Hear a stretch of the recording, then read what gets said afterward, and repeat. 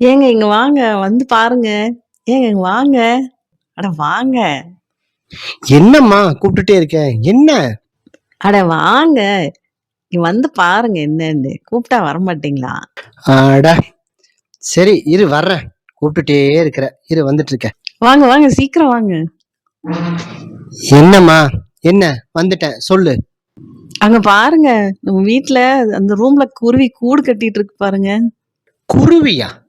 கூடு கட்டிட்டு இருக்கா? நம்ம வீட்லயா? எங்க? எங்க காட்டு? எங்க எங்க? அட அங்க பாருங்க. ஜன்னல் கிட்ட பாருங்க. அட ஆமா குருவி. அட ஆமா பாருங்க குருவி இருக்கு பாரு. அட ஆமா. என்னடா அது?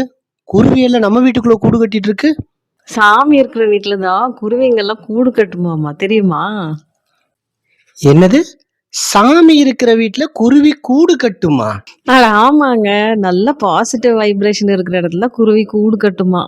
பாசிட்டிவ் வைப்ரேஷன் எங்க இருக்கோ அங்கதான் சாமியும் இருக்கும். அட என்னம்மா பாசிட்டிவ் வைப்ரேஷனு சாமி இருக்குது அங்கதான் குருவி கூடு கட்டுங்கிற.